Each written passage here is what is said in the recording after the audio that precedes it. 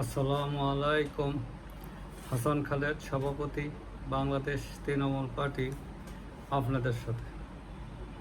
দর্শক শ্রোতা, সংসদ অধিবেশন চলতেছে, এইখানেই বাংলাদেশ তৃণমূল পার্টির মনোযোগটা আকৃষ্ট হয়েছে। তো এখানে সংসদ নেতা যখনই উঠে, স্বৈরাচার আমলে একটা কথা উনি বলেন, স্বৈরাচার আমলে এসেছে, স্বৈরাচার আমলে আমদানি করে নাই, হামের টিকা আমদানি করে নাই। তো স্বৈরাচার কীভাবে হয়? স্বৈরাচারের সংজ্ঞাটা কি? জনগণের সমর্থন ছাড়া নিজ ইচ্ছায় ক্ষমতা দখল করাটাই হলো স্বৈরাচার, এবং তার চিন্তা চেতনা, তার ইচ্ছা জনগণের উপরে চাপিয়ে দেওয়াটাই হলো স্বৈরাচার। তাহলে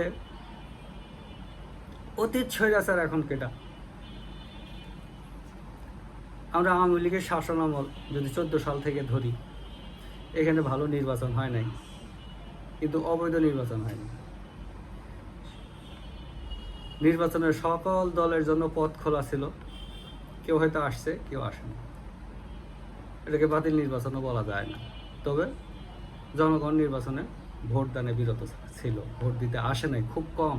তো কমে তো ভোট বাতিল হয় না, কারণ এক ভোট পেলেই পাস, ভোট না পেলেও পাস যদি একজন প্রার্থী থাকে।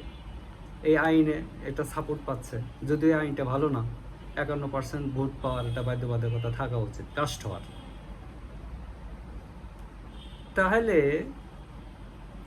তো আমি দেখতেছি 14 সালে নির্বাচনে গঠিত সরকার, 18 সালে সরকার, 24 সালে, এরা হলো নিম স্বৈরাচার। এরা একেবারে নিম স্বৈরাচার। কারণ বড় স্বৈরাচার কেরা হয়েছে কোন? এই যে এখন যে সরকার আছে তার যে প্রধান, এইটা হলো বড় স্বৈরাচার। এর আগে যেটা ছিল, যে নির্বাচনটা অনুষ্ঠান করছে কর্তৃত্বহীন ছাড়, যার কোনো কর্তৃত্বই নাই নির্বাচন অনুষ্ঠান করা, সে নির্বাচনটা অনুষ্ঠান করছে, সে হলো দানব, একটা দানব। আর এখন হলো স্বৈরাচার, যেহেতু তাকে জনগণ ভোট দেয় নাই, সে নিজ ইচ্ছায়, নিজ চেষ্টায় ক্ষমতা দখল করে আছে। তো এখন এই পার্লামেন্টে সবসময় স্বৈরাচার স্বৈরাচার বললে কি হয়?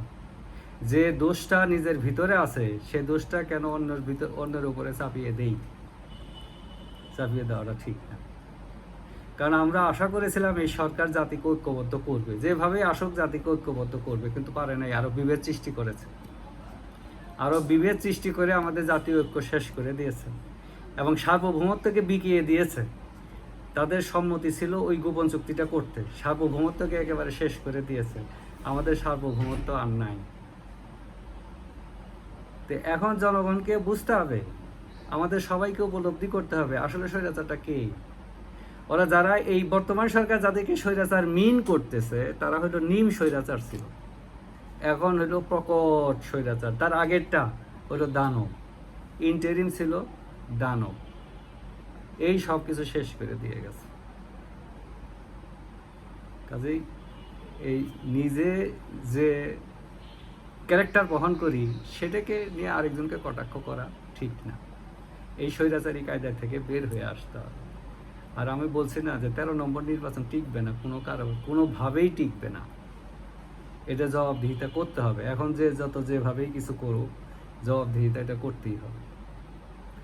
এই থেকে বাঁচার একটাই পথ ছিল, দ্রুত আরেকটা নির্বাচন দিয়ে, অংশগ্রহণমূলক অন্তর্ভুক্তিমূলক নির্বাচন দিয়ে গণতন্ত্রে ফিরে আসা। এখন কিন্তু গণতন্ত্র নাই, নির্বাচিত পার্লামেন্টই নাই, গণতন্ত্র থাকবে কোথায়?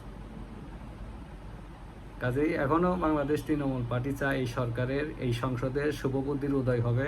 অন্তত একটা ভালো কাজ করলে তো মানুষের সিম্পাথি পাবে। দ্রুত এই সংসদ ভেঙে দিয়ে ওই স্বৈরাচার আর না বলি, ওই গীবত চর্চা আর না করি।